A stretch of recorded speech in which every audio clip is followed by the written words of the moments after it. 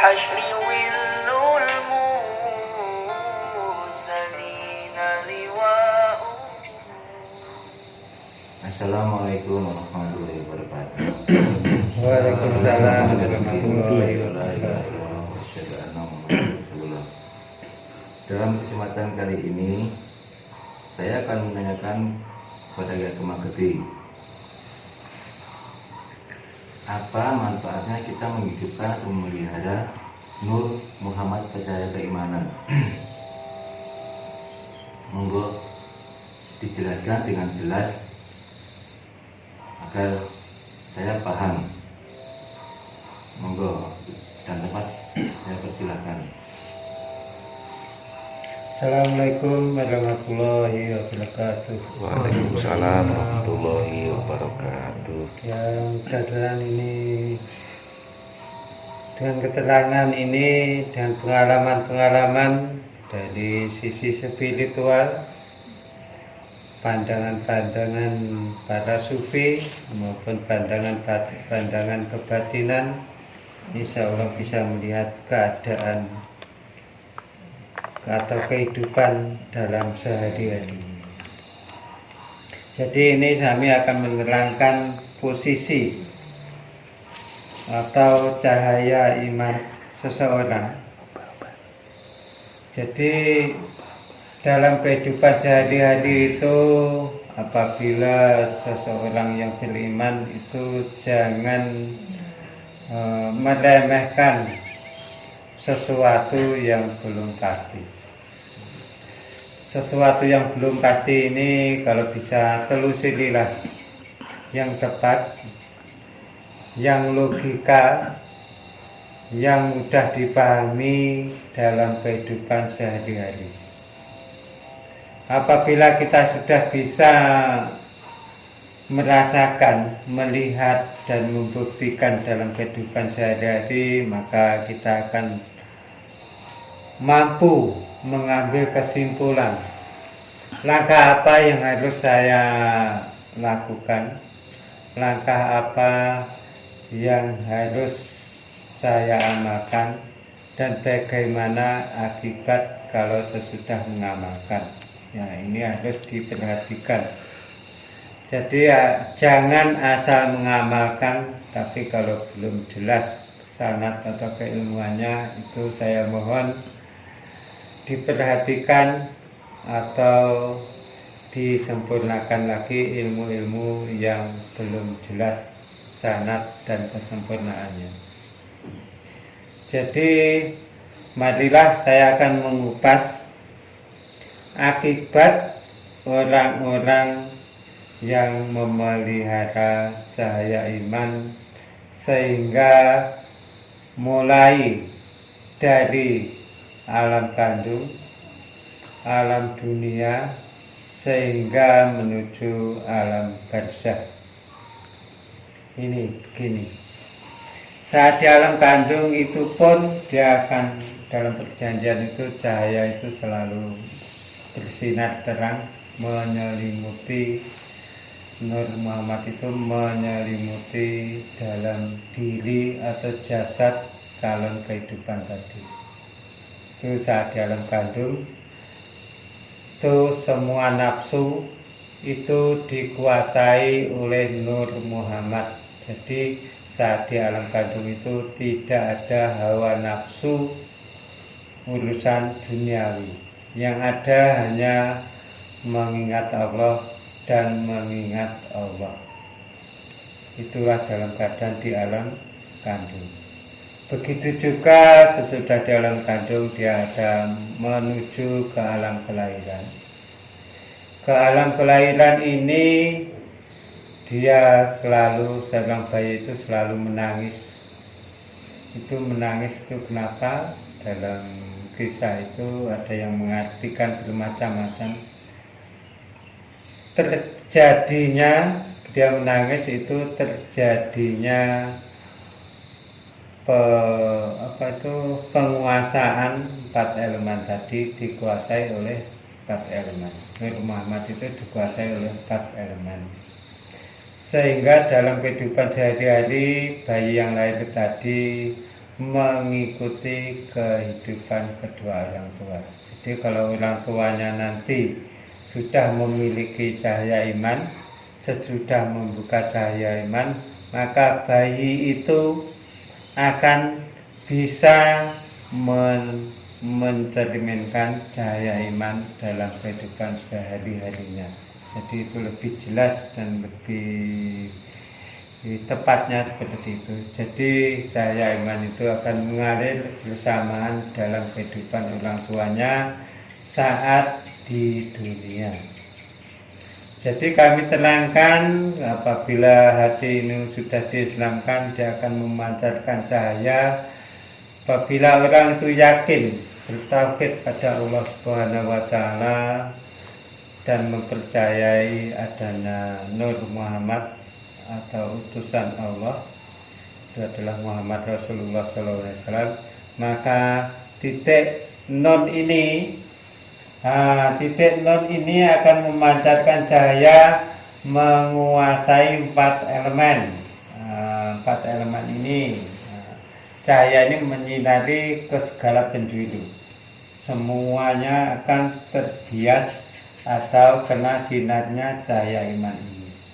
Nah, inilah orang yang akan memiliki cahaya iman yang sebenarnya.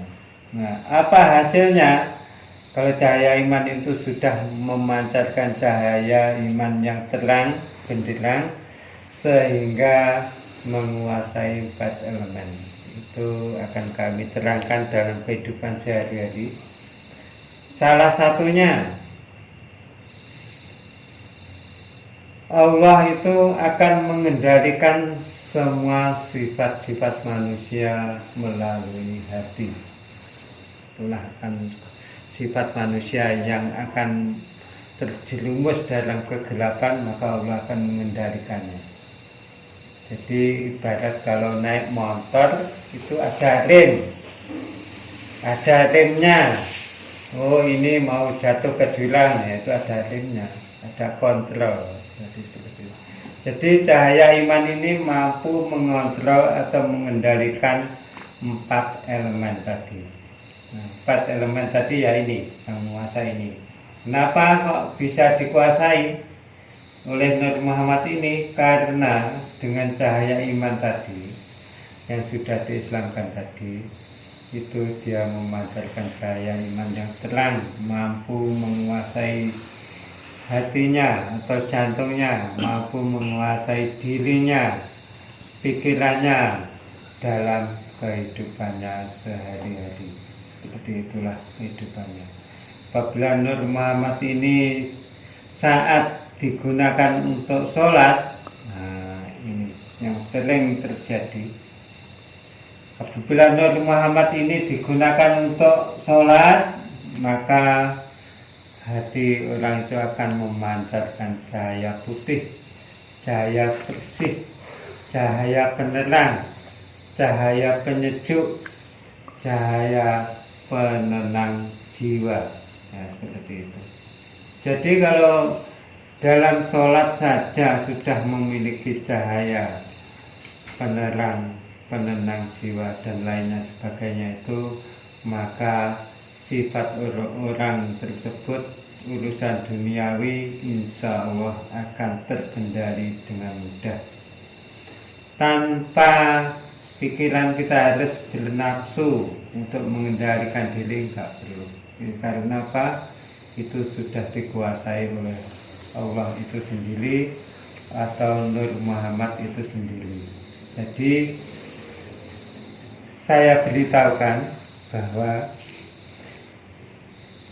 larangan orang yang mengatakan ma'rifatullah itu sebenarnya menurut tim Dai Nusantara itu tidak boleh. Ma'rifatullah itu ma'rifat yang bagaimana? Ya, itu. Kita harus punya dasar. Ma'rifatullah itu sebenarnya itu siapa kamu? Apa amalanmu? Kesucian jiwamu, kehidupanmu sehari-hari itu seperti apa gitu. Jadi jangan kok mudah saya sudah ma'rifatullah. Ini sebenarnya tidak sepantasnya kita mengakui bahwa kita adalah ma'rifatullah. Itu enggak sepantasnya seperti itu. Kita hanya kalau menurut silsilah, ya seperti ini, silsilah dari kehidupan yang saya tahu, itu asnya atau kebesaran paling tinggi itu adalah Allah sendiri. Itu adalah kekuasaan paling tinggi. Yang kedua kali Nur Muhammad yang dimiliki Rasulullah saat hidup di dunia, itu Nur Muhammad. Yang ketiga kali adalah Nur Muhammad untuk umatnya, umat Rasulullah akhir zaman, seperti itu. Jadi makrifat itu saya hanya mengatakan makrifat alam kegaiban, bukan makrifatullah, tapi makrifat alam kegaiban menurut tingkatan-tingkatan yang sudah saya sebutkan tadi. Ya, ini. Jadi jangan saya sudah makrifat ini ya, itu memang ya banyak, karena apa? 4 elemen tadi. Makanya kalau kita sudah menyentuh Nur Muhammad, maka semua sifat-sifat 4 elemen ini tadi, sifat 4 elemen ini tadi akan dikendalikan dan dikuasai oleh Nabi Muhammad, sehingga dalam kehidupan sehari-hari itu akan muncul jiwa yang tenang, sifat-sifat yang mulia. Pas itu dalam ibadah saat menghadap Allah, hatinya akan memancarkan cahaya iman. Itulah yang terbaik seperti itu. Jadi saya mengakui dengan adanya Nur Muhammad ini dan memelihara dengan istiqomah Nur Muhammad inilah kita akan mencapai jiwa yang tenang, jiwa yang khusyuk, jiwa yang tawadhu. Mudah-mudahan amalan-amalan yang kita amalkan nanti, walaupun sebanyak apapun kalian mengamalkan, kalau masuk pada tempat ini, titik ini apabila diisi dengan amalan sebanyak apapun tidak akan penuh. Berbeda dengan ilmu yang tidak bersanad. Ilmu yang tidak bersanad itu hanya menguasai di sekelilingnya ini saja, menempel di sekelilingnya saja. Jadi kalau tidak bersanad itu akibatnya sudah saya terangkan pada konten yang sebelumnya, yaitu seperti itu. Jadi ini saya terangkan pada manfaat cahaya iman. Cahaya iman itu selalu membawa kebaikan, kesempurnaan saat menghadap Allah, kesempurnaan dalam kehidupan sehari-hari, kesempurnaan saat menghadapi sakaratul maut.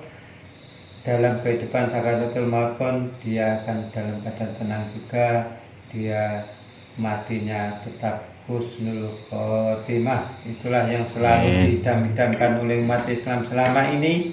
Maka bedakanlah antara husnul khotimah dan su'ul khotimah. Maka bedakanlah. Maka dari itu semuanya ada tanda-tandanya, ada kodenya. Maka dari itu pelajarilah konten-konten kami agar tidak gagal paham, agar kalian menuju jalan-jalan yang diridhai Allah, bukan jalan yang dimurkai Allah, sehingga dalam kehidupan sehari-hari bisa mencapai keluarga sakinah, mawaddah, warahmah, fidini wa dunya wal akhirah. Sekian dari kami. Assalamualaikum warahmatullahi wabarakatuh. Jaya Dai Nusantara. Jaya, jaya, jaya.